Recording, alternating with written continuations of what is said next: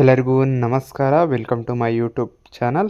ಈ ವಿಡಿಯೋದಲ್ಲಿ ನಾನು 6th class social science text book ತೊಗೊಂಡು ಅದರಲ್ಲಿ ತುಂಬಾ ಇಂಪಾರ್ಟೆಂಟ್ ಆಗಿರೋ ಕೆಲವು ಟಾಪಿಕ್ಸ್ಗಳನ್ನ ಒಂದು ಚಾಪ್ಟರ್ನ ತಗೊಂಡು ಇದರಿಂದ ಸರಿಸುಮಾರು ಒಂದು 5-6 ಕ್ವಶನ್ ಬರ್ಬೋದು. ಆದರೆ ಸ್ವಲ್ಪ ಇದ್ರ ಜೊತೆ ಇನ್ನೊಂದು ಸ್ವಲ್ಪ ಡೆಪ್ತ್ ಓದ್ಕೊಂಬಿಟ್ರೆ 5-6 ಕ್ವಶನ್ ಫಿಕ್ಸ್ ಬರುತ್ತೆ. ಆ ಸಬ್ಜೆಕ್ಟ್ ಬಗ್ಗೆ ಈ ವಿಡಿಯೋದಲ್ಲಿ ನಾನು ಸಂಪೂರ್ಣ ಮಾಹಿತಿ ಕ್ಲಾಸ್ ಮಾಡಿಕೊಡ್ತೀನಿ. ಇನ್ನೂ ಯಾರು ನಮ್ಮ ಚಾನಲ್ನ ಸಬ್ಸ್ಕ್ರೈಬ್ ಆಗಿಲ್ಲ, ದಯವಿಟ್ಟು ನಮ್ಮ ಚಾನಲ್ನ ಸಬ್ಸ್ಕ್ರೈಬ್ ಆಗಿ ಅಂತ ಹೇಳ್ತಾ, ನೋಡಿ ಇದು ಯಾವ ಎಕ್ಸಾಮ್ಗೆ ಯೂಸ್ ಆಗುತ್ತೆ ಅಂದರೆ ನೋಡಿ ಇಲ್ಲಿ PC, VAO, PSI, STA, FTA, group C ಮತ್ತು KS ಮುಂತಾದ ಪರೀಕ್ಷೆಗಳಲ್ಲಿ ತುಂಬಾ ಯೂಸ್ಫುಲ್ ಕಂಟೆಂಟ್ ಇದಿರುತ್ತೆ. ಈ ಚಾಪ್ಟ್ರು ನೋಡಿ ಇದು ತುಂಬಾ ಇಂಪಾರ್ಟೆಂಟು. ಅದ್ರ ಬಗ್ಗೆ ಈಗ ಡೆಪ್ತಾಗಿ ನೋಡೋಣ ಬನ್ನಿ.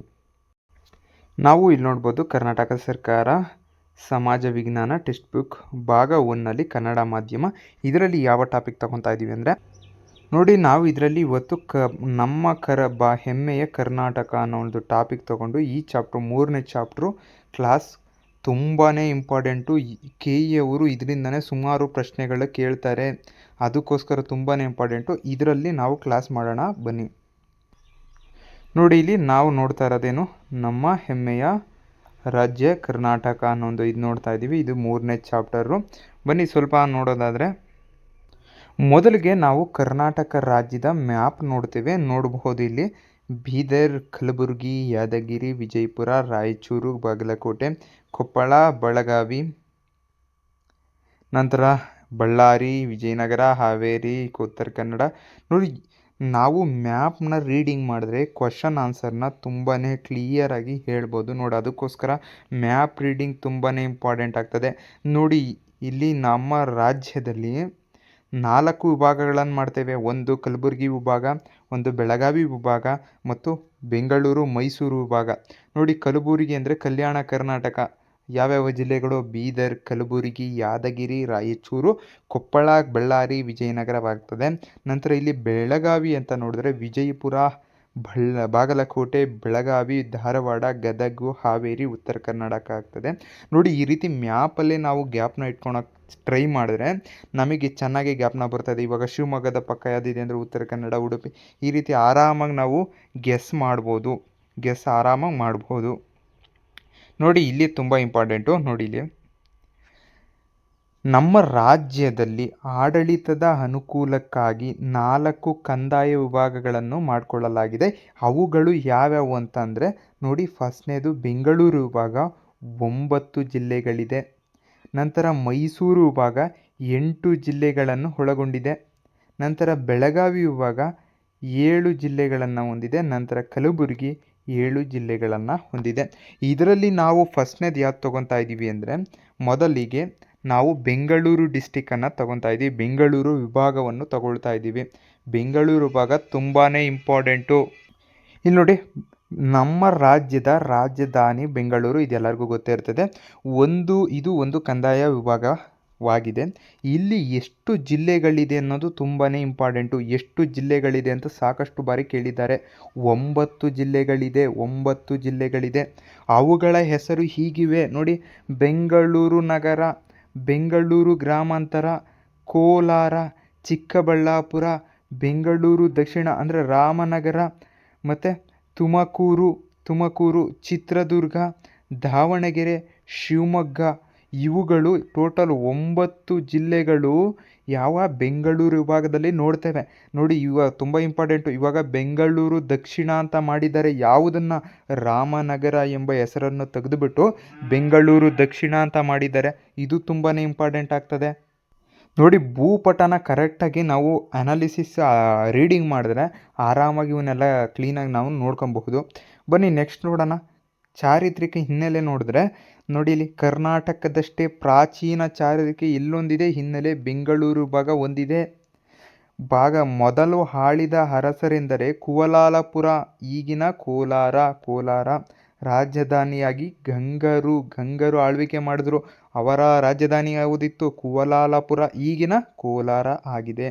ನಂತರ ಪ್ರಸಿದ್ಧ ರಾಜರ ವಂಶಗಳೆಂದರೆ ಚೋಳರು, ಹೊಯ್ಸಳರು, ವಿಜಯನಗರ, ಮರಾಠರು, ಮೈಸೂರು ಒಡೆಯರು ಮತ್ತು ವಿಜಯಪುರದ ಆದಿಲ್ ಶಾಹಿ ಮನೆತನಗಳು ಆಳ್ವಿಕೆ ನಡೆಸಿದ್ರು. ಯಾವ ಬೆಂಗಳೂರು ಭಾಗದ ಹಲವು ಜಿಲ್ಲೆಗಳು ಬೆಂಗಳೂರನ್ನು ಸೇರಿ ನಂತರ ಯಾವ್ಯಾರು ವಿಜಯನಗರ ಅರಸರು ಆಳ್ವಿಕೆ ಪಾಳೆಗಾರರು ಮುಂತಾದವರು ನೋಡಿ ಇಲ್ಲಿ ಚಿತ್ರದುರ್ಗ ಯಲಹಂಕ ಚಿಕ್ಕಬಳ್ಳಾಪುರ ಮುಂತಾದವುಗಳನ್ನು ಪಾಳೆ ಪಟ್ಟು ಕೆಳದಿ ಇವುಗಳನ್ನೆಲ್ಲ ಆಳ್ವಿಕೆ ಮಾಡಿದ್ರು.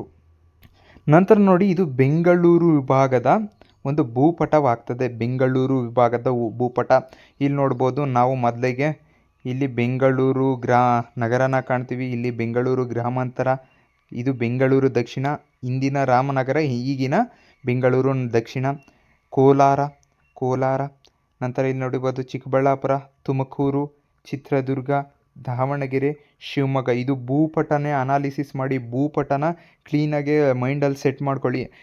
ಗ್ಯಾಪ್ನ ಇಟ್ಕೊಳ್ಳೋಕೆ ಇದೇ ಒಂದು ಸರಿಯಾದ ಮಾರ್ಗವಾಗ್ತದೆ. ಇಲ್ಲಿ ನೋಡಿ ಪ್ರಾಕೃತಿಕ ಸಂಪನ್ಮೂಲ ಅಂತ ನೋಡೋದಾದರೆ ಇಲ್ಲಿ ಪ್ರಕೃತಿಯಿಂದ ದತ್ತವಾದ ಸಂಗತಿಗಳನ್ನು ಪ್ರಾಕೃತಿಕ ಸಂಪನ್ಮೂಲ ಎಂದು ಕರೀತಾರೆ. ಇಲ್ಲಿ ನಾವು ನದಿ, ಕಣಿವೆ, ಜಲಪಾತ, ಖನಿಜ, ಗಣಿಗಳು ಮುಂತಾದವುಗಳನ್ನ ನಾವು ನೋಡ್ತೀವಿ. ಇದರಲ್ಲಿ ನಾನು ತುಂಬ ಇಂಪಾರ್ಟೆಂಟ್ ಆಗಿರೋ ಮಾತ್ರ ಹೇಳ್ತೀನಿ. ಮೊದಲೇ ನೋಡಿ ಇಲ್ಲಿ ಕೋಲಾರ ಜಿಲ್ಲೆಯ ಉಷ್ಣಾಂಶ ವಲಯಕ್ಕೆ ಸೇರಿದೆ. ಉಷ್ಣ ವಲಯಕ್ಕೆ ಯಾವ್ದು ಸೇರಿದೆ? ಕೋಲಾರ ಜಿಲ್ಲೆ ಸೇರಿದೆ. ಮತ್ತು ಶಿವಮೊಗ್ಗ ಜಿಲ್ಲೆಯ ಮಲೆನಾಡು ಪ್ರದೇಶ, ಹೆಚ್ಚು ಮಳೆ ಬೀಳುವ ಪ್ರದೇಶ ಎಲ್ಲಿ? ಶಿವಮೊಗ್ಗ ಜಿಲ್ಲೆಯ ಮಲೆನಾಡು ಪ್ರದೇಶಗಳಲ್ಲಿ ಅತಿ ಹೆಚ್ಚು ಮಳೆ ಬೀಳ್ತಿದ್ರೆ ಕಡಿಮೆ ಮಳೆಯಲ್ಲಿ ಬೀಳ್ತಿದೆ ಸರ್ ಅಂದರೆ ಚಿತ್ರದುರ್ಗದ ಜಿಲ್ಲೆಯಲ್ಲಿ ಕಡಿಮೆ ಮಳೆ ಬೀಳ್ತದೆ. ಕಡಿಮೆ ಮಳೆ ಪ್ರಮಾಣ ಎಲ್ಲಿ? ಚಿತ್ರದುರ್ಗ. ಉಳಿದ ಇನ್ನು ಅಷ್ಟು ತಾಲೂಕು ಜಿಲ್ಲೆಗಳಿದೆಯಲ್ಲ ಇವೆಲ್ಲ ಜಿಲ್ಲೆಗಳಲ್ಲಿ ಸಾಧಾರಣ ಮಳೆ, ಅಷ್ಟೊಂದು ಜಾಸ್ತಿನೂ ಇಲ್ಲ, ಸಾಧಾರಣವಾಗಿ ಮಳೆ ಇರ್ತದೆ. ನೋಡಿ ಈ ವಲಯದ ಅನೇಕ ಮುಖ್ಯ ನದಿಗಳ ಪಶ್ಚಿಮ ಘಟ್ಟದಲ್ಲೇ ಹುಟ್ಟುತ್ತವೆ. ಅನೇಕ ನದಿಗಳು ಪಶ್ಚಿಮ ಘಟ್ಟದಲ್ಲೇ ಹುಟ್ಟುಬಿಡ್ತವೆ. ಪ್ರಮುಖ ನದಿಗಳೆಂದರೆ ಉತ್ತರ ಪಿನಾಕಿನಿ, ದಕ್ಷಿಣ ಪಿನಾಕಿನಿ, ವೇದಾವತಿ, ಶಿಂಷಾ, ತುಂಗಭದ್ರಾ, ಶರಾವತಿ, ವರದಾ ಇವು ಮುಂತಾದವು. ಮತ್ತು ಶರಾವತಿ ನದಿಯು ಪಶ್ಚಿಮ ದಿಕ್ಕಿಗೆ ಹರಿಯುವ ನದಿ. ಕೇಳ್ತಾರೆ ಪ್ರಶ್ನೆ, ಏನಂತ ಕೇಳ್ತಾರೆ ನೋಡಿ. ಶರಾವತಿ ನದಿಯು ಯಾವ ದಿಕ್ಕಿಗೆ ಹರಿಯುತ್ತದೆ? ಯಾವ ದಿಕ್ಕಿಗೆ ಶರಾವತಿ ನದಿಯು ಹರಿಯುತ್ತದೆ ಅಂದರೆ ಪಶ್ಚಿಮ ದಿಕ್ಕಿಗೆ ಹರಿಯುತ್ತದೆ. ಇದರಿಂದ ನಿರ್ಮಾಣವಾದ ವಿಶ್ವವಿಖ್ಯಾತ ಯಾವ ಜಲಪಾತ? ಜೋಗ ಜಲಪಾತ. ಎಲ್ಲಿದೆ? ಶಿವಮೊಗ್ಗ ಜಿಲ್ಲೆಯಲ್ಲಿದೆ. ನಂತರ ಬೆಂಗಳೂರಿನಲ್ಲಿ ಒಂದು ನಗರದಲ್ಲಿ ಒಂದು ಜಲಪಾತಕ್ಕೆ ನೋಡ್ತೀವಿ. ಏನು ಜಲಪಾತ ಸರ್ ಅಂದರೆ ಅದು ಮುತ್ಯಾಲಮಡು ಎಂಬ ಜಲಪಾತವನ್ನು ಬೆಂಗಳೂರು ಜಿಲ್ಲೆಯಲ್ಲಿ ನಾವು ನೋಡ್ತೇವೆ. ನಂತರ ಗಾಜನೂರು ಅಣೆಕಟ್ಟೆ ಅಥವಾ ತುಂಗ ಅಣೆಕಟ್ಟೆ ಶಿವಮೊಗ್ಗದಲ್ಲಿ ನಾವು ನೋಡ್ತೇವೆ. ನಂತರ ಹಲವಾರು ನೂರಾರು ಪ್ರಸಿದ್ಧ ಕೆರೆಗಳಿವೆ ಅಂತೆ. ಓಕೆ, ಮೈಸೂರು ಅರಸರು ಅನೇಕ ಅಣೆಕಟ್ಟೆಗಳನ್ನು ಕಟ್ಟಿಸಿದ್ದಾರೆ. ಯಾಕಂದರೆ ಬೆಂಗಳೂರು ವಿಭಾಗದಲ್ಲಿ ಬರುವ ಬಹುತೇಕ ಜಿಲ್ಲೆಗಳು ಮೈಸೂರು ಸಾಮ್ರಾಜ್ಯದ ಪ್ರದೇಶಗಳಾಗಿದ್ದವು. ಮೈಸೂರು ಸಾಮ್ರಾಜ್ಯದ ಪ್ರದೇಶಗಳಾಗಿದ್ದು ಅಂದರೆ ಹಿಂದೆ. ಅದಕ್ಕೋಸ್ಕರ ಮೈಸೂರು ರಾಜರು ಅನೇಕ ಅಣೆಕಟ್ಟುಗಳನ್ನು ಕಟ್ಟಿದ್ದಾರೆ. ಅದರಲ್ಲಿ ಒಂದು ಯಾವುದು? ವಾಣಿವಿಲಾಸ ಸಾಗರ ಅಣೆಕಟ್ಟು. ಇದೊಂದು ನೀರಾವರಿ ಯೋಜನೆಗಾಗಿ ಎಲ್ಲಿ ಕಟ್ಟಿದ್ದಾರೆ? ಚಿತ್ರದುರ್ಗದ ಜಿಲ್ಲೆಯ ಹಿರಿಯೂರು ತಾಲೂಕಿನಲ್ಲಿ ಕಟ್ಟಿದ್ದಾರೆ. ಇದನ್ನು ಮಾರಿ ಕಣಿವೆ ಅಂತಲೂ ಕರೀತಾರೆ. ಮಾರಿ ಕಣಿವೆ ಯಾವುದು? ವಾಣಿವಿಲಾಸ ಸಾಗರ ಅಣೆಕಟ್ಟು. ವಾಣಿವಿಲಾಸ ಡ್ಯಾಮ್ ಏನಿದೆ ಇದು ಏಷ್ಯಾದ ಮೊದಲ ಡ್ಯಾಮ್ ಯಾವುದು ಅಂದರೆ ವಾಣಿವಿಲಾಸ ಡ್ಯಾಮ್. ತುಂಬ ಇಂಪಾರ್ಟೆಂಟ್, ಕೇಳ್ತಾರೆ. ಏಷ್ಯಾದ ಮೊದಲ ಡ್ಯಾಮ್ ಯಾವುದು? ವಾಣಿವಿಲಾಸ. ಮತ್ತು ಇದಕ್ಕೆ ಇನ್ನೊಂದು ಹೆಸರೇನು ಅಂದರೆ ಮಾರಿ ಕಣಿವೆ ಅಂತಲೂ ಕರೀತಾರೆ. ಎಲ್ಲಿದೆ? ಚಿತ್ರದುರ್ಗ ಜಿಲ್ಲೆಯ ಹಿರಿಯೂರು ತಾಲೂಕಿನಲ್ಲಿದೆ. ನಂತರನಲ್ಲಿ ಮಾರ್ಕೋನಹಳ್ಳಿ ಜಲಾಶಯ ಎಲ್ಲಿದೆ? ತುಮಕೂರು ಜಿಲ್ಲೆಯ ಕುಣಿಗಲ್ ತಾಲೂಕಿನಲ್ಲಿದೆ. ತುಮಕೂರು ಜಿಲ್ಲೆಯ ಕುಣಿಗಲ್ ತಾಲೂಕಿನಲ್ಲಿ ನಾವು ಮಾರ್ಕೋನಹಳ್ಳಿ ಜಲಾಶಯವನ್ನು ನೋಡ್ತೇವೆ.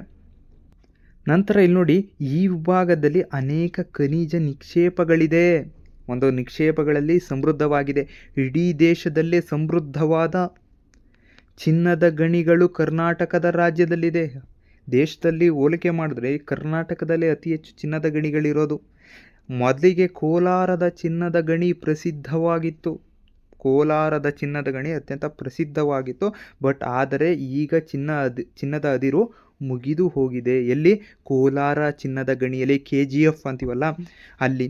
ಚಿತ್ರದುರ್ಗ ಮತ್ತು ತುಮಕೂರು ಜಿಲ್ಲೆಯಲ್ಲಿ ಕಬ್ಬಿಣದ ಅದಿರು ನಿಕ್ಷೇಪ ಜಾಸ್ತಿ ಇದೆ. ಮತ್ತು ಚಿತ್ರದುರ್ಗದಲ್ಲಿ ನೋಡಿ ತಾಮ್ರದ ಗಣಿಗಳಿವೆ. ಎಲ್ಲಿ? ಚಿತ್ರದುರ್ಗದಲ್ಲಿ. ತುಮಕೂರು ಚಿತ್ರದುರ್ಗದಲ್ಲಿ ಕಬ್ಬಿಣದ ಅದಿರು ಜೊತೆ ಜಾಸ್ತಿ ಇದೆ. ಮತ್ತು ಚಿತ್ರದುರ್ಗದಲ್ಲಿ ತಾಮ್ರದ ಗಣಿಗಳು ಇವೆ.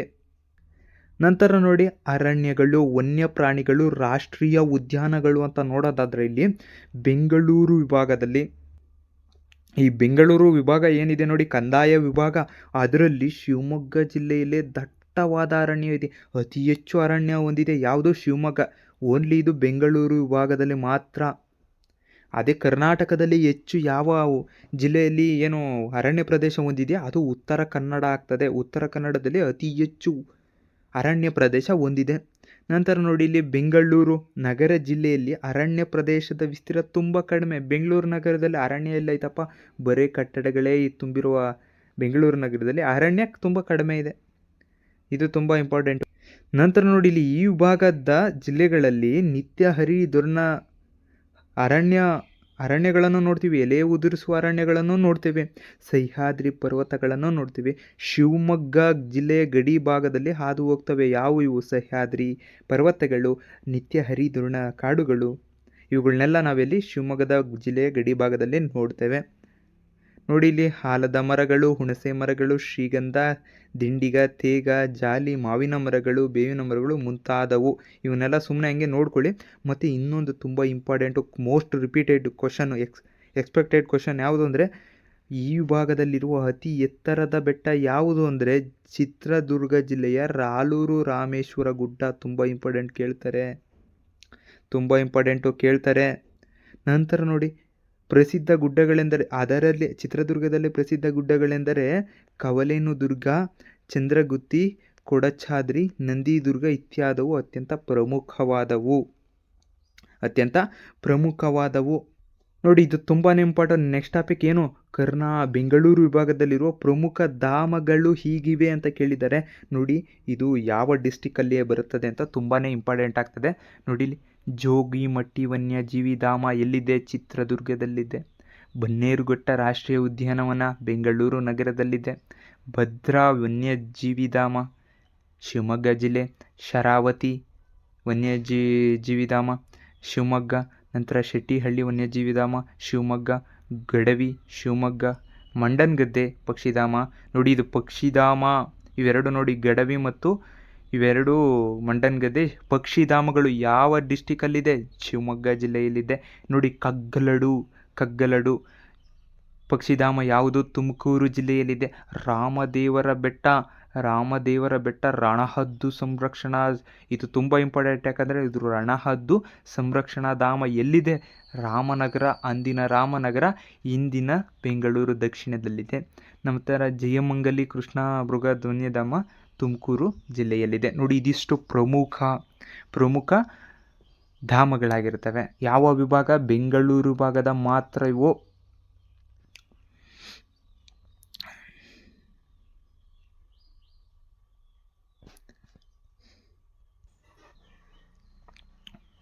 ನೋಡಿ ಇಲ್ಲಿ ಕೃಷಿ ಮತ್ತು ಉದ್ದಿಮೆ ಬೆಳವಣಿಗೆ ಅಂತ ನೋಡೋದಾದರೆ, ಕೃಷಿಯು ಬೆಂಗಳೂರು ವಿಭಾಗದ ಪ್ರಧಾನ ಕಸುಬು. ಏನು ಬೆಂಗಳೂರು ವಿಭಾಗದಲ್ಲ ಜನರಿದ್ದಾರಲ್ಲ ಅವರಿಗೆ ಕೃಷಿ ಒಂದು ಪ್ರಧಾನ ಕಸುಬಾಗಿರ್ತದೆ. ಇಲ್ಲಿ ಈ ವಿಭಾಗದಲ್ಲಿ ಒಣ ಭೂಮಿ ಬೇಸಾಯವಿದೆ. ಮಳೆ ಹೆಚ್ಚು ನಂಬಿಕೊಂಡೇ ಇಲ್ಲಿ ವ್ಯವಸಾಯ ಮಾಡೋದು. ನಂತರ ನೋಡಿ ಇದು VAO 2024 ಕೇಳಿದರು. ಏನು VAO ಎಕ್ಸಾಮಲ್ಲಿ ಏನಂತ ಕೇಳಿದರು? ಶಿವಮೊಗ್ಗ ಜಿಲ್ಲೆಯಲ್ಲಿ ಅತಿ ಹೆಚ್ಚು ಕೆರೆ ನೀರಾವರಿ ಪ್ರದೇಶ ಹೊಂದಿದೆ ಅಂತ ಇದೆಯಲ್ಲ.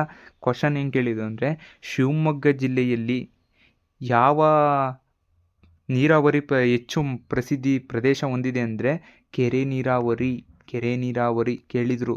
ರಿಪೀಟೆಡ್ ಕ್ವಶನ್ಸ್ ನನಗೆ ಹೇಳ್ತಾ ಇರ್ತೀನಿ, ನೀವು ನೋಡ್ಕೊಬೇಕು. ನಂತರ ಇಲ್ಲಿ ನೋಡಿ ಮರಳು ಮಿಶ್ರಿತ ಕೆಂಪು ಮಣ್ಣು ಹೆಚ್ಚಾಗಿರ್ತದೆ. ನೋಡಿ ಬೆಂಗಳೂರು ವಿಭಾಗದಲ್ಲಿ ನಾವು ಏನು ನೋಡ್ಬೋದು? ಮರಳು ಮಿಶ್ರಿತ ಕೆಂಪು ಮಣ್ಣು,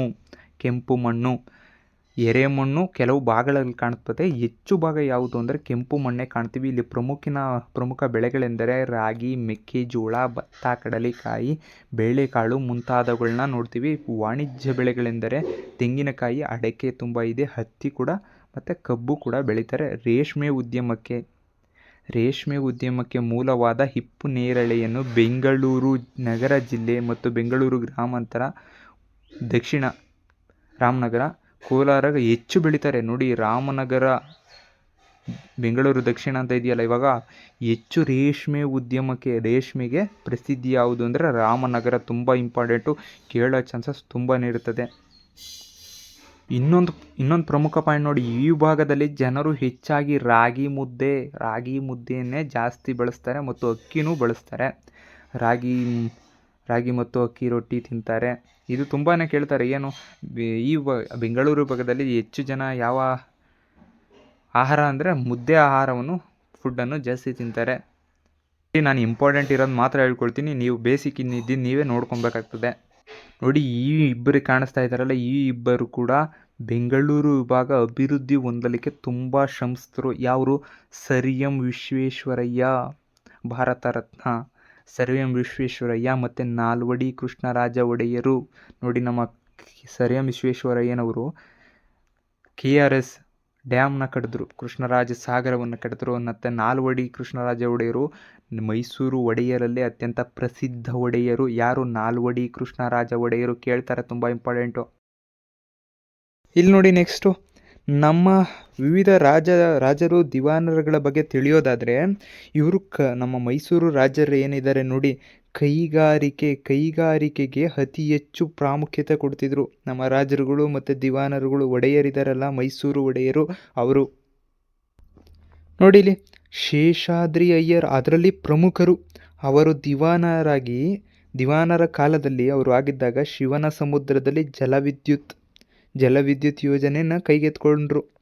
ಇದರಿಂದ ಏನಕ್ಕೆ ಅವರು ಮಾಡಿದ ಕೆಲಸ ಅಂದರೆ, KGF ಚಿನ್ನದ ಗಣಿ ಇದೆಯಲ್ಲ, ಅದಕ್ಕೆ ಉದ್ಯಮಕ್ಕೆ ಅನುಕೂಲವಾಗಲಿ, ಅಲ್ಲಿಗೆ ವಿದ್ಯುತ್ ಸರಬರಾಜು ಮಾಡಲಿಕ್ಕೆ KGFಗೋಸ್ಕರ ಈ ಶಿವನ ಸಮುದ್ರ ಏನು ಏಷ್ಯಾದಲ್ಲೇ ಮೊದಲ ಜಲವಿದ್ಯುತ್ ಶಕ್ತಿ ಉತ್ಪಾದನಾ ಕೇಂದ್ರ ಯಾವುದು ಅಂದರೆ ಶಿವನ ಸಮುದ್ರ. ತುಂಬಾ ಇಂಪಾರ್ಟೆಂಟು, ಮೋಸ್ಟ್ ರಿಪೀಟೆಡ್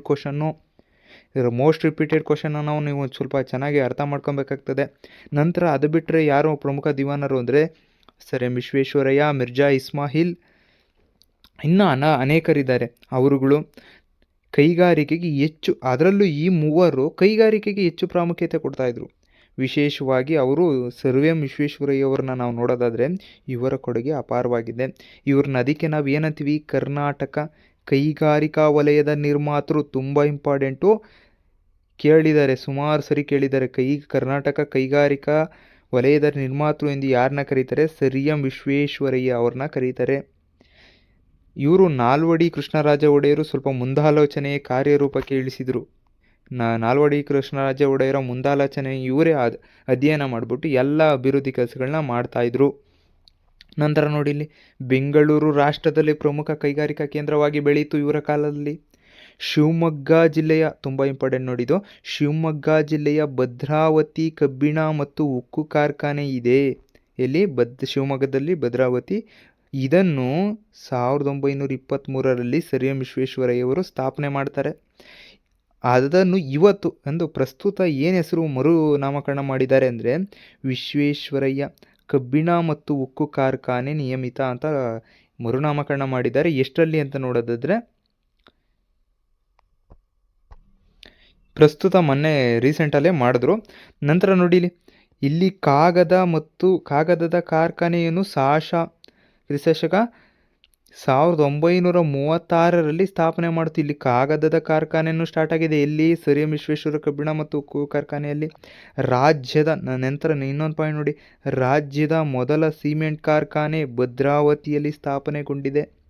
ನಂತರ ತುಮಕೂರು ಜಿಲ್ಲೆಯಲ್ಲಿ ಅಮ್ಮಸಂದ್ರದಲ್ಲಿ ಬಿರ್ಲಾ ಕಂಪನಿಯ ಸಿಮೆಂಟ್ ಕಾರ್ಖಾನೆ ಸ್ಟಾರ್ಟ್ ಆಗಿದೆ. ಚಿಕ್ಕಬಳ್ಳಾಪುರ ಜಿಲ್ಲೆಯ ಗೌರಿಬಿದನೂರಿನಲ್ಲಿ ತೊಂಡೆಬಾವಿಯಲ್ಲಿ ACC ಸಿಮೆಂಟ್ ಕಾರ್ಖಾನೆ ಸ್ಟಾರ್ಟ್ ಆಗಿದೆ. ನೋಡಿ, ಹೀಗೆ ಕೈಗಾರಿಕೆ, ತಂತ್ರಜ್ಞಾನ, ವಿಜ್ಞಾನ ಬೆಂಗಳೂರು ವಿಭಾಗ ತುಂಬಾ ಮುಂದೆ ಹೋಗಿದೆ. ಇಲ್ಲಿ ಉದ್ಯೋಗದ ಮೂಲ ಕೂಡ ಹೆಚ್ಚಿದೆ. ರಾಜ್ಯಗಳು, ವಿದೇಶಿಗರು ಎಲ್ಲ ವಲಸಿಗರು ಬಂದಿದ್ದಾರೆ ಉದ್ಯೋಗಕ್ಕಾಗಿ. ಅದಕ್ಕೋಸ್ಕರ ಇದು ತುಂಬಾ ಇಂಪಾರ್ಟೆಂಟು, ನೋಡ್ಕೊಳ್ಳಿ. ನಂತರ ನೋಡಿ, ಇಲ್ಲಿ ಬಟ್ಟೆ ರಫ್ತು ವ್ಯಾಪಾರದಲ್ಲಿ ಅಂತ ಬಂದಿದೆ. ದೇಶದಲ್ಲಿ ಕರ್ನಾಟಕ 2ನೇ ಸ್ಥಾನದಲ್ಲಿದೆ. ಎಂತರಲ್ಲಿ? ಬಟ್ಟೆ ರಫ್ತಿನಲ್ಲಿ. ಅದರಲ್ಲೂ ನಮ್ಮ ದೊಡ್ಡಬಳ್ಳಾಪುರ ಅಂದರೆ ಬೆಂಗಳೂರು ಗ್ರಾಮಾಂತರದ ಒಂದು ತಾಲೂಕು ಯಾವುದು? ದೊಡ್ಡಬಳ್ಳಾಪುರ ಮತ್ತು ಆನೇಕಲ್. ಇಲ್ಲಿ ಸರ್ಕಾರವೇ ಒಂದು ಸಿದ್ಧ ಉಡುಪಿನ ಪಾರ್ಕ್ಗಳನ್ನು ಸ್ಥಾಪನೆ ಮಾಡಿದೆ. ಈ ದೊಡ್ಡಬಳ್ಳಾಪುರ ಇದೆಯಾ ನೋಡಿ, ಇಲ್ಲಿ ತುಂಬ ಜಾಸ್ತಿ ರಫ್ತಾಗುತ್ತೆ. ಕೇಳ್ತಾರೆ, ಕೆಲವು ರಿಪೀಟ್ ಹಿಂದಿನ ವರ್ಷ ಪ್ರಶ್ನೆ ಪತ್ರಿಕೆಯಲ್ಲಿ ಕೇಳಿದ್ದಾರೆ. ದೊಡ್ಡಬಳ್ಳಾಪುರ ಆನ್ಸರ್ ಆಗ್ತದೆ. ಅತಿ ಹೆಚ್ಚು ಬಟ್ಟೆಗಳನ್ನು ರಫ್ತು ಮಾಡೋದರಲ್ಲಿ. ನಂತರ ನೋಡಿ ಇಲ್ಲಿ ಬೆಂಗಳೂರಿನಲ್ಲಿ ವಿಮಾನ ಕಾರ್ಖಾನೆ, ಎಲೆಕ್ಟ್ರಾನಿಕ್, ಮಾಹಿತಿ ತಂತ್ರಜ್ಞಾನ, ಜೈವಿಕ ತಂತ್ರಜ್ಞಾನ ಉದ್ಯಮಿಗಳು, ಅನೇಕ ಉದ್ಯಮಿಗಳು ನಾವು ಬೆಂಗಳೂರು ವಿಭಾಗದಲ್ಲಿ ನಾವು ನೋಡ್ತೇವೆ. ನಂತರ ಬನ್ನಿ ಇಲ್ಲಿ ಕಲೆ, ಸಾಹಿತ್ಯ, ನಾಟಕ, ನೃತ್ಯ ಅಂತ ಇದೆ. ಈ ವಿಭಾಗದಲ್ಲಿ ಏನೇನು ಸಾಧನೆ ಮಾಡಿರೋರು ಇದ್ದಾರೆ ಅಂತ ನೋಡಿದ್ರೆ, ಪ್ರಾಚೀನ ಕಾಲದಿಂದಲೂ ಈ ವಿಭಾಗದಲ್ಲಿ ಕಲೆ ಸಾಹಿತ್ಯಕ್ಕೆ ಹೆಸರುವಾಸಿಯಾಗಿದೆ. ಅದರಲ್ಲಿ ಅಪಾರ ಕೊಡುಗೆ ಕೊಟ್ಟವರು ಯಾರು ನೋಡಿ, ಅಕ್ಕ ಮಹಾದೇವಿ, ಅಲ್ಲಮ್ಮ ಪ್ರಭು. ಇವರು ಶಿವಮೊಗ್ಗ ಜಿಲ್ಲೆಯ ಬಳ್ಳಿಗಾವೆ ಸೇರಿದವರು. ನಂತರ ದಾಸ ಪರಂಪರೆಗೆ ಬಂದರೆ ಶ್ರೀಪಾದರಾಯರು ಮುಂತಾದರು ಬೆಂಗಳೂರು ವಿಭಾಗಕ್ಕೆ ಸೇರಿದವರಾಗಿರ್ತಾರೆ. ಬನ್ನಿ ನೋಡಿ ಇಲ್ಲಿ ನಮ್ಮ ಜ್ಞಾನಪೀಠ ಪುರಸ್ಕೃತರು ನೋಡಿ, ಮಾಸ್ತಿ ಕರ್ನಾಟಕದ ಆಸ್ತಿ, ಅವರು ಕೂಡ ಬೆಂಗಳೂರು ವಿಭಾಗಕ್ಕೆ ಸೇರಿದವರು. ಕುವೆಂಪು ಅವರು ಶಿವಮೊಗ್ಗದ ತೀರ್ಥಹಳ್ಳಿಗೆ ಸೇರಿದವರು. UR ಅನಂತಮೂರ್ತಿ, GS ಶಿವರುದ್ರಪ್ಪ ಕನ್ನಡದ ರಾಷ್ಟ್ರಕವಿ. ನೋಡಿ, ನಿಸಾರ್ ಅಹಮದ್, P ಲಂಕೇಶ್, GV ಗುಂಡಪ್ಪ ತುಂಬ ಇಂಪಾರ್ಟೆಂಟು. ನೋಡಿ, ಈ ಮಹಾನ್ ಸಾಹಿತಿಗಳು ಎಲ್ಲಿ ನಮ್ಮ ಬೆಂಗಳೂರು ವಿಭಾಗದಲ್ಲೇ ಜನಿಸಿದ್ದಾರೆ, ಹುಟ್ಟಿದ್ದಾರೆ. ನಂತರ ಇನ್ನು ಕೆಲವರು ನೋಡೋದಾದ್ರೆ ಇಲ್ಲಿ ನೋಡಿ, ಅನುಪಮಾ ನಿರಂಜನ್, MK ಇಂದಿರಾ ತುಂಬ ಇಂಪಾರ್ಟೆಂಟ್ ಇವರು. ನಾ ಡಿಸೋಜ, ಸಿದ್ಲಿಂಗಯ್ಯ ಇವರುಗಳು ನೋಡಬಹುದು. ನಂತರ ಬನ್ನಿ ಆಧುನಿಕ ಕಾಲಕ್ಕೆ ಬಂದರೆ ರಾಷ್ಟ್ರಕವಿ ಹಾಗೂ ಜ್ಞಾನಪೀಠ ಪ್ರಶಸ್ತಿ ಪುರಸ್ಕೃತರು ಸಾಹಿತಿ ಯಾರಂದರೆ ನಮ್ಮ ಕುವೆಂಪು ರಾಷ್ಟ್ರಕವಿಗಳು ಆಗಿದ್ದರು. ಮತ್ತು ಜ್ಞಾನಪೀಠ ಪ್ರಶಸ್ತಿನೂ ಕನ್ನಡದ ಮೊದಲ ಜ್ಞಾನಪೀಠ ಪ್ರಶಸ್ತಿ ನಮ್ಮ ಕುವೆಂಪು ಅವರಿಗೆ, ಪುಟ್ಟಳ್ಳಿ ವೆಂಕಟಪ್ಪ ಕುವೆಂಪು ಅವರಿಗೆ ಸಿಕ್ಕಿದೆ. ಯಾವ ಇದು ಅಂದರೆ ರಾಮಾಯಣಂ ದರ್ಶನಂ ಎಂಬ ಕೃತಿಗೆ. ನಂತರ ನೋಡಿಲಿ ಮಾಸ್ತಿ ವೆಂಕಟೇಶ್ ಅಯ್ಯಂಗಾರ್, UN ಅನಂತಮೂರ್ತಿ, ಇವರು ಹೇಳಿದ್ನಲ್ಲ ಅಷ್ಟು ಜ್ಞಾನಪೀಠ ಪ್ರಶಸ್ತಿಗಳು ಇಲ್ಲಿಗೆ ಸೇರಿದವರು. ಗುಂಡಪ್ಪ ಆಗಿರ್ಬೋದು, ತುಂಬ ಪ್ರಮುಖರು ಇಲ್ಲಿ ನೋಡ್ಕೊಬೋದು. ಇದನ್ನೆಲ್ಲ ಕ್ಲೀನಾಗಿ ಓದ್ಕೊಳ್ಳಿ. ನೋಡಿ, ಇಲ್ಲಿ ನಾವು ಸಾಹಿತ್ಯದ ಅಷ್ಟೇ ನೋಡೋದಾದರೆ ಇಲ್ಲಿ ನಾಟಕ ಕ್ಷೇತ್ರದಲ್ಲೂ ತುಂಬ ಅದ್ವಿತೀಯರಿದ್ದಾರಪ್ಪ. ಇಲ್ಲಿ ನಮ್ಮ ಬೆಂಗಳೂರು ವಿಭಾಗದಲ್ಲಿ ಗುಬ್ಬಿ ವೀರಣ್ಣನ ನೋಡ್ಬೋದು. ಇವರು ಕನ್ನಡ ನಾಟಕ ಇತಿಹಾಸದಲ್ಲಿ ಚಿರಸ್ಥಾಯಿ ಕರ್ನಾಟಕ ನಾಟಕ ರತ್ನ ಅಂತ ಕರಿತೀವಿ. ನಟ ಸಾರ್ವಭೌಮ ಎಂಬ ಬಿರುದುಗಳು ಯಾರಿಗಿದ್ವು? ಗುಬ್ಬಿ ವೀರಣ್ಣ ಅವ್ರಿಗೆ ಇದು. ಇವರು ತುಮಕೂರಿನ ಗುಬ್ಬಿಯವರು. ಗುಬ್ಬಿ ಎಲ್ಲರಿಗೂ ಗೊತ್ತೇ ಇರ್ತದೆ, ಸ್ವಲ್ಪ ಫೇಮಸ್ಸು. ತುಮಕೂರಿನ ಗುಬ್ಬಿ. ಕನ್ನಡ ರಂಗಭೂಮಿ ಇತಿಹಾಸದಲ್ಲಿ ಗಮನಿಸಬೇಕಾದ ಇನ್ನೊಂದು ಹೆಸರು ಸುಬ್ಬಯ್ಯ ನಾಯ್ಡು. ಇವರು ತುಂಬ ಇಂಪಾರ್ಟೆಂಟು. ನೋಡಿ, ನೆಕ್ಸ್ಟು ಮೋಸ್ಟ್ ರಿಪೀಟೆಡ್ ಕ್ವಶನ್ ಇವಾಗ ಹೇಳ್ತೀನಿ ನೋಡಿ. ಇಲ್ಲಿ ಮೋಸ್ಟ್ ರಿಪೀಟೆಡ್ ಕ್ವಶನ್ ಯಾವುದು ಅಂದರೆ ಇಲ್ಲಿದೆ ನೋಡಿ, ಕನ್ನಡದ ಮೊದಲನೆಯ ವಾಕ್ಚಿತ್ರ ಯಾವುದು? ಸತಿ ಸುಲೋಚನಾ. ಇದರ ನಾಯಕ ಯಾರಾಗಿದ್ರು? ಸುಬ್ಬಯ್ಯ ನಾಯ್ಡು ನಾಯಕ ಆಗಿದ್ರು. ಯಾವುದೋ ಕನ್ನಡದ ಮೊದಲ ವಾಕ್ಚಿತ್ರ ಅಂದರೆ ಸತಿ ಸುಲೋಚನಾ. ತುಂಬ ಇಂಪಾರ್ಟೆಂಟು, ನೋಡ್ಕೊಬೇಕಾಗ್ತದೆ. ನಂತರ ನೋಡಿಲಿ ನಮ್ಮ ಸಾಹಿತ್ಯದ ನಮ್ಮ ಕಲೆಯಲ್ಲಿ ನಟರಾದ ಡಾಕ್ಟರ್ ರಾಜ್ಕುಮಾರ್, ಇವರಿಗೆ ದಾದಾ ಸಾಹೇಬ್ ಫಾಲ್ಕೆ ಪ್ರಶಸ್ತಿ ಸಿಕ್ಕಿದೆ, ಮರೆಯೋಂಗಿಲ್ಲ. ನಂತರ ಡಾಕ್ಟರ್ ವಿಷ್ಣುವರ್ಧನ್, ಶಂಕರ್ ನಾಗ್, ಅಂಬರೀಷ್ ಮುಂತಾದ ಕಲಾವಿದರ ರಂಗಭೂಮಿಯಲ್ಲಿ ಇದ್ದಾರೆ. ಎಲ್ಲಿ ನಮ್ಮ ಬೆಂಗಳೂರು ವಿಭಾಗಕ್ಕೆ ಸೇರಿದವರಾಗಿರ್ತಾರೆ. ನೋಡ್ಬೋದು ಇಲ್ಲಿ ರಾಜ್ಕುಮಾರ್, ವಿಷ್ಣುವರ್ಧನ್, ಶಂಕರ್ ನಾಗ್, ಮಾಯಾರಾವ್. ನೋಡಿ ಇಲ್ಲಿ ನಂತರ ಬನ್ನಿ, ಜನಪದ ಸಾಹಿತ್ಯ ಕಲೆಗೆ ವಿಭಾಗದಲ್ಲಿ ಪ್ರಸಿದ್ಧಿಯಾಗಿದೆ. ಇದು ಜನಪದ ಸಾಹಿತ್ಯಕ್ಕೆ ಹೆಚ್ಚು ಅಪಾರ ಕೊಡುಗೆಗಳು ನೀಡಿರೋರನ್ನ ನಾವು ನೋಡ್ಬೋದು ಇಲ್ಲಿ. ಅರ್ಥ ಆಯ್ತಾ? ನಂತರ ನೋಡಿ ಇಲ್ಲಿ ಪ್ರಸಿದ್ಧ ಜನಪದ ತಜ್ಞರಾದ ಕೇಳ್ತಾರೆ. ಪ್ರಸಿದ್ಧ ಜನಪದ ತಜ್ಞ ಯಾರು? ಸಾಹಿತಿ HL ನಾಗೇಗೌಡ. ತುಂಬ ಇಂಪಾರ್ಟೆಂಟ್ ಇವರು, ನೋಡ್ಕೊಳ್ಳಿ.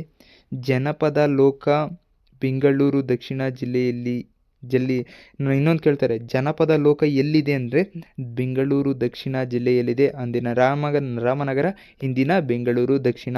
ತುಂಬ ಇಂಪಾರ್ಟೆಂಟು, ನೋಡ್ಕೊಬೇಕಾಗ್ತದೆ. ನೋಡಿ, ಇವರೇ ಸುಬ್ಬಯ್ಯ ನಾಯ್ಡು ವಾಕ್ಚಿತ್ರದ ನಾಯಕರಾಗಿರ್ತಾರೆ. ಇವರು HL ನಾಗೇಗೌಡ ಮತ್ತು ಗುಬ್ಬಿ ವೀರಣ್ಣ, ತುಮಕೂರಿನ ಗುಬ್ಬಿಯವರು. ನಂತರ ಬನ್ನಿಲಿ, ಇದು ಜನಪದ ಕಲೆಗಳು, ಇವುಗಳ ಬಗ್ಗೆ ತುಂಬ ತಿಳ್ಕೊಂಡಿರ್ಬೇಕು. ಯಾಕಂದರೆ ಇದ್ರ ಬಗ್ಗೆ ಕೇಳೋ ಚಾನ್ಸಸ್ ತುಂಬಾ ಇರ್ತದೆ. ನೋಡಿ, ಬೆಂಗಳೂರು ಭಾಗದಲ್ಲಿ ಪ್ರಸಿದ್ಧ ಜನಪದ ಕಲೆಗಳು ಯಾವ್ಯಾವು ಅಂತ ನೋಡೋದಾದರೆ, ಬೆಂಗಳೂರಿನಲ್ಲಿ ಪ್ರತಿ ವರ್ಷ ಕರಗ ಉತ್ಸವ ನಡೀತದೆ, ನೋಡಬಹುದು, ನೀವು ನೋಡಿರ್ತೀರ. ನಂತರ ದಕ್ಷಿಣ ಕರ್ನಾಟಕದಲ್ಲಿ ಪ್ರಸಿದ್ಧ ಸೋಮನ ಕುಣಿತ ತುಂಬ ಇಂಪಾರ್ಟೆಂಟು. ದಕ್ಷಿಣ ಕರ್ನಾಟಕದಲ್ಲಿ ಸೋಮನ ಕುಣಿತ ಇಂಪಾರ್ಟೆಂಟು. ನಂತರ ಇದು ಒಂದು ಜನಪದ ಪ್ರದರ್ಶನ ಕಲೆಯಾಗಿರ್ತದೆ. ನಂತರ ನಮ್ಮ ಈ ವಿಭಾಗದ ತುಂಬ ಪ್ರಮುಖ ಜನಪದ ನಾಟಕಗಳು ಯಾವುದಂದರೆ ಕಲೆ ಮೂಡಪಾಯ, ಯಕ್ಷಗಾನ, ಗರಡಿ ಕುಣಿತ, ಡೊಳ್ಳು ಕುಣಿತ, ಕಂಸಹಾಳೆ ಕುಣಿತಗಳು ಅತ್ಯಂತ ಜನಪದ ಕಲೆಗಳಾಗಿದೆ. ನೋಡಿ, ಇಲ್ಲಿ ಚಿತ್ರಕಲೆ ಅಂತ ಬಂದಾಗ ಆರ್.ಎಸ್. ನಾಯ್ಡು ತುಂಬಾ ಇಂಪಾರ್ಟೆಂಟು. ಚಿತ್ರಕಲೆ ಅಂತ ಬಂದಾಗ ಆರ್.ಎಸ್. ನಾಯ್ಡು ಇದನ್ನು ತುಂಬ ಅದನ್ನು ನೋಡ್ಕೊಳ್ಳಿ. ನಂತರ ರುಮಾಲೆ ಚೆನ್ನಬಸಯ್ಯ, ವೆಂಕಟಪ್ಪ ಮುಂತಾದವರು ಕೊಡುಗೆ ಅನನ್ಯ. ನಾನು ಇದರಲ್ಲಿ ತುಂಬ ಇಂಪಾರ್ಟೆಂಟ್ ಯಾವ್ದು ಹೇಳ್ತೀನಿ ಅಂದರೆ, ನೋಡಿ ಇಲ್ಲಿ ಇವರು ತುಂಬ ಇಂಪಾರ್ಟೆಂಟು ಚಿತ್ರಕಲೆಗೆ. ಈ ಆರ್.ಎಸ್. ನಾಯ್ಡು ಇವರು ತುಂಬ ಇಂಪಾರ್ಟೆಂಟು, ಜ್ಞಾಪನ ಇಟ್ಕೊಳ್ಳಿ. ನೋಡಿ ಇಲ್ಲಿ ಕರಗ ಉತ್ಸವ ಬೆಂಗಳೂರದು ವೆಂಕಟಪ್ಪ ಗ್ಯಾಲರಿ, ಇವರು ಚಿತ್ರಕಲೆಗೆ ಅಪಾರ ಕೊಡುಗೆ ನೀಡಿದಾರಲ್ಲ, ಇದು ವೆಂಕಟಪ್ಪ ಅವರ ಗ್ಯಾಲರಿ. ಅವರ ಚಿತ್ರಗಳು ಪ್ರದರ್ಶನಕ್ಕಿಟ್ಟಿದ್ದಾರೆ. ಇದು ಒಂದು ಗ್ಯಾಲರಿ. ನಂತರ ನೋಡಿ, ಶಿಕ್ಷಣ ಮತ್ತು ಆರೋಗ್ಯಕ್ಕೆ ನೋಡಿದ್ರೆ, ಶಿಕ್ಷಣ ಮತ್ತು ಆರೋಗ್ಯ ನಮ್ಮ ಬೆಂಗಳೂರು ವಿಭಾಗದಲ್ಲಿ ನೋಡೋದಾದರೆ ಇಲ್ಲಿ ಅತ್ಯುನ್ನತ ಸಾಧನೆಗಳು ಮಾಡಿದ್ದಾರೆ. ಭಾರತ ರತ್ನ ಪ್ರಶಸ್ತಿ ಪಡೆದ ಇಬ್ಬರು ಈ ವಿಭಾಗದಲ್ಲಿ ಸೇರಿದರು. ಒಬ್ಬರು ಚಿಕ್ಕಬಳ್ಳಾಪುರಕ್ಕೆ ಸೇರಿದರೆ ಅವರೇ ನಮ್ಮ ಸರ್ ಎಂ ವಿಶ್ವೇಶ್ವರಯ್ಯ. ನಾನು ಅವಲೇ ಹೇಳಿದೆ, ಚಿಕ್ಕಬಳ್ಳಾಪುರದವರು ಯಾರು? Sir M Visvesvaraya. ಮತ್ತೊಬ್ಬ ವಿಜ್ಞಾನಿ ಯಾರು ಅಂದರೆ ಸಿ ಎನ್ ರಾವ್ ತುಂಬ ಇಂಪಾರ್ಟೆಂಟು. ನೊಬೆಲ್ ಪ್ರಶಸ್ತಿ ಪಡೆದ ಸರ್ ಸಿ ವಿ ರಾಮನ್ ಕೂಡ ನೋಡಿ, ಸರ್ ಸಿ ವಿ ರಾಮನ್ ಕೂಡ ಬೆಂಗಳೂರು ಸಂಶೋಧನೆ ಮಾಡಿದ್ರು. ಅವರು ಕೂಡ sir C V Raman Nobel ಪ್ರಶಸ್ತಿ ಪಡೆದರು. ನಂತರ ಇಲ್ಲಿ ವಿಜ್ಞಾನಿ ಸಿ ಎನ್ ರಾವ್ ಕೂಡ ಬೆಂಗಳೂರು ವಿಭಾಗಕ್ಕೆ ಸೇರಿದವರಾಗಿರ್ತಾರೆ. ಇದು ಯಾರಿಗೆ ಗೊತ್ತಿಲ್ಲ, ನಡೆದಾಡುವ ದೇವರು ಶಿವಕುಮಾರ ಸ್ವಾಮೀಜಿ, ತುಮಕೂರು ಸಿದ್ಧಗಂಗಾ ಮಠ. ಸಾವಿರಾರು ವಿದ್ಯಾರ್ಥಿಗಳಿಗೆ ಅಂದರೆ ತಪ್ಪಾಗ್ತದೆ, ಲಕ್ಷಾಂತರ ವಿದ್ಯಾರ್ಥಿಗಳಿಗೆ ಶಿಕ್ಷಣ ನೀಡಿದ ಸಂಸ್ಥೆ ಯಾವುದು, ಒಂದು ಮಠ ಯಾವುದು ಅಂದರೆ, ಮಠ ಈ ಥರ ಹೇಳೋಕ್ಕೆ ಒಂಚೂರು ಆ ಪದಗಳೇ ಸಾಲಲ್ಲ, ಅಂಥ ಒಂದು ಸ್ಥಳ ಯಾವುದು ಅಂದರೆ ಸಿದ್ಧಗಂಗಾ ಮಠ, ನಡೆದಾಡುವ ದೇವರು ಶಿವಕುಮಾರ ಸ್ವಾಮೀಜಿಗಳು. ಇವೆರಡು ತುಂಬ ಇಂಪಾರ್ಟೆಂಟು, ನೋಡ್ಕೊಬೇಕಾಗ್ತದೆ. ನಂತರ ಬನ್ನಿ, ಇಲ್ಲಿ ಬೆಂಗಳೂರು ಪ್ರಸಿದ್ಧ ಶಿಕ್ಷಣ ಕೇಂದ್ರ ಯಾವುದು? ಕೇಂದ್ರವಾಗಿಬಿಟ್ಟಿದೆ ಇದು ಭಾರತದಲ್ಲೇ. ಬೆಂಗಳೂರು ಒಂದು ಶಿಕ್ಷಣಕ್ಕೆ ಕೇಂದ್ರವಾಗಿ ಪ್ರಸಿದ್ಧಿ ಪಡೆದುಬಿಟ್ಟಿದೆ. ಬೆಂಗಳೂರಿನಲ್ಲಿ ಅನೇಕ ಖಾಸಗಿ, ಗೌರ್ಮೆಂಟು ಇತ್ಯಾದಿ ವಿಶ್ವವಿದ್ಯಾಲಯಗಳೇ ಇದೆ, ಕಾಲೇಜುಗಳಿದೆ, ಇಂಟರ್ನ್ಯಾಷನಲ್ ಕಾಲೇಜು, ಸ್ಕೂಲ್ಸ್ಗಳೆಲ್ಲ ಇದೆ. ಅದರಲ್ಲಿ ನಾವು ಬೆಂಗಳೂರು, ತುಮಕೂರು, ಶಿವಮೊಗ್ಗ, ದಾವಣಗೆರೆ ವಿಶ್ವವಿದ್ಯಾಲಯಗಳಿವೆ. ಬೆಂಗಳೂರಿನಲ್ಲಿ ಕೃಷಿ ಇದೆ ವಿಶ್ವವಿದ್ಯಾಲಯ. ಕೇಳ್ತಾರೆ ಬೆಂಗಳೂರಿನಲ್ಲಿ ಕೃಷಿ ವಿದ್ಯಾಲಯದ ಬಗ್ಗೆ. ಅದಕ್ಕೆ ಒಂದು ಸ್ವಲ್ಪ ಡೆಪ್ತ್ ನೋಡ್ಕೊಂಬಿಡಿ. ಅಲ್ಲಿ ಡೆಪ್ತ್ ನೋಡ್ಕೊಂಬಿಟ್ರೆ ಆರಾಮಾಗೆ ಬರೆದು ಬಿಡ್ಬೋದು. ನಂತರ ನೋಡಿ, ಇಲ್ಲಿ ಶಿವಕುಮಾರ ಸ್ವಾಮೀಜಿಗಳು ನೇತೃತ್ವದಲ್ಲಿ ಬೆಳೆದ ಮಠ ಯಾವುದು ಅಂದರೆ ಸಿದ್ಧಗಂಗಾ ಮಠ. ಸಾವಿರಾರು ಬಡ ವಿದ್ಯಾರ್ಥಿಗಳಿಗೆ ಅಕ್ಷರ ಮತ್ತು ಅನ್ನದಾಸೋಹ ಎರಡೂ ಕೊಡ್ತಾರೆ. ಆ ಕೆಲಸ ಮಾಡ್ತಾ ಬಂದಿದ್ದು ನಮ್ಮ ಶಿವಕುಮಾರ ಸ್ವಾಮೀಜಿ ಮತ್ತು ಸಿದ್ಧಗಂಗಾ ಮಠ. ನಂತರ ಬೆಂಗಳೂರು ದಕ್ಷಿಣ ಅಂದರೆ ರಾಮನಗರ ಅಂದಿನ, ಬಟ್ ಈಗಿನ ದಕ್ಷಿಣ ಬೆಂಗಳೂರು ದಕ್ಷಿಣ ಜಿಲ್ಲೆಯಲ್ಲಿ ಜನಿಸಿದ ಬಾಲಗಂಗಾಧರನಾಥ ಸ್ವಾಮೀಜಿಗಳು. ಅವರು ಆದಿಚುಂಚನಗಿರಿ ಮಠ. ಅವರು ಕೂಡ ಶೈಕ್ಷಣಿಕ ಸೇವೆ, ಮೂಲ ಶಿಕ್ಷಣ ಇದರ ಬಗ್ಗೆ ಹಲವಾರು ಕಾಲೇಜುಗಳು, ಸ್ಕೂಲ್ಗಳನ್ನ ತೆರೆದಿದ್ದಾರೆ. ಯಾರು? ಶ್ರೀ ಬಾಲಗಂಗಾಧರನಾಥ ಸ್ವಾಮೀಜಿಯವರು. ನಂತರ ಚಿತ್ರದುರ್ಗದ ಮುರುಘರಾಜೇಂದ್ರ ಮಠ ಮತ್ತು ಸಿರಿಗೇರಿ, ತಾಳುಬಾಳು ಶೈಕ್ಷಣಿಕ ಮಠಗಳು, ಇವು ತುಂಬ ಪ್ರಮುಖ ಮಠಗಳಾಗಿರ್ತವೆ.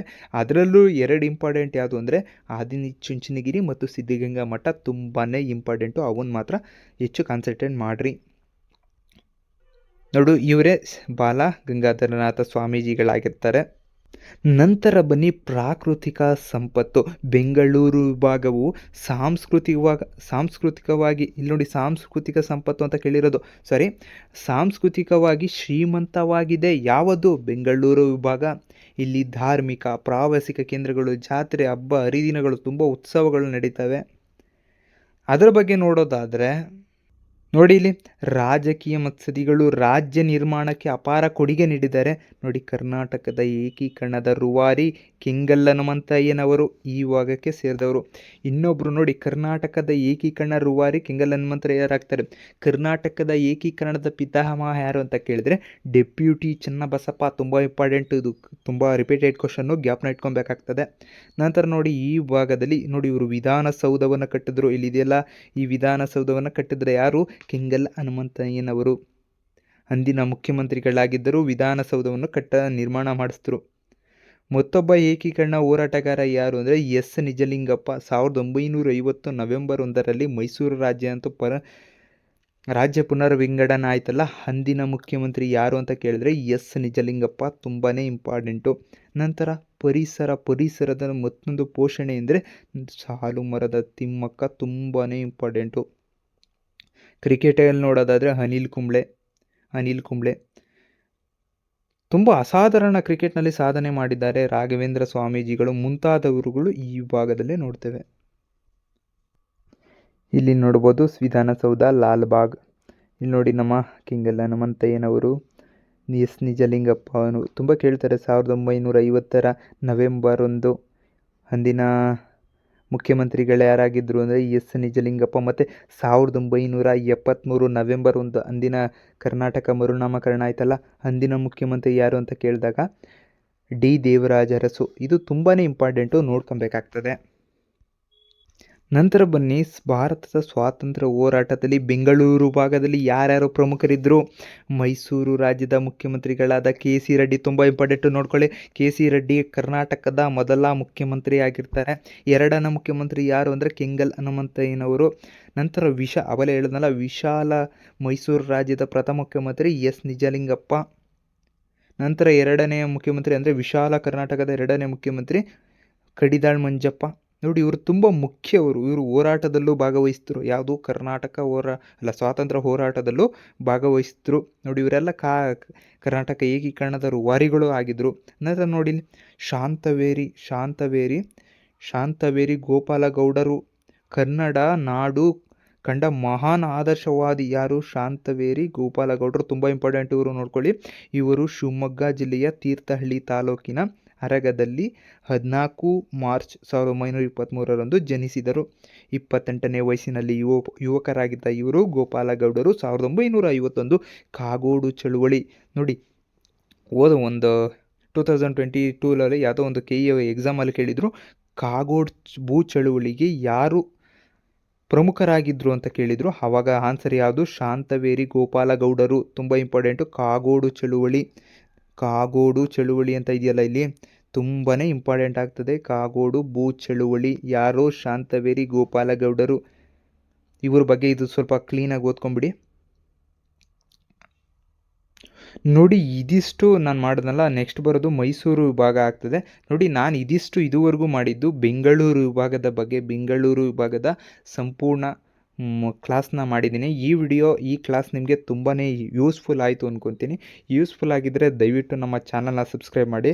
ಮತ್ತು ನೆಕ್ಸ್ಟು ಮೈಸೂರು ವಿಭಾಗದ ಕ್ಲಾಸ್ ಮಾಡ್ತೇನೆ. ಅದಕ್ಕೋಸ್ಕರ ಚಾನಲ್ನ ಸಬ್ಸ್ಕ್ರೈಬ್ ಆಗಿ. ನೆಕ್ಸ್ಟ್ ವಿಡಿಯೋ ಬಂದಾಗ ನಿಮಗೆ ಅಪ್ಡೇಟ್ ಆಗುತ್ತೆ. ಈ ವಿಡಿಯೋ ನಿಮಗೆ ಇಷ್ಟ ಆಯಿತು ಅಥವಾ ಇನ್ಫಾರ್ಮೇಟಿವ್ ನಿಮಗೆ ಇಷ್ಟ ಆಯಿತು ಅಂದರೆ ದಯವಿಟ್ಟು ನಮ್ಮ ಚಾನಲ್ನ ಸಬ್ಸ್ಕ್ರೈಬ್ ಮಾಡಿ. ಧನ್ಯವಾದಗಳು.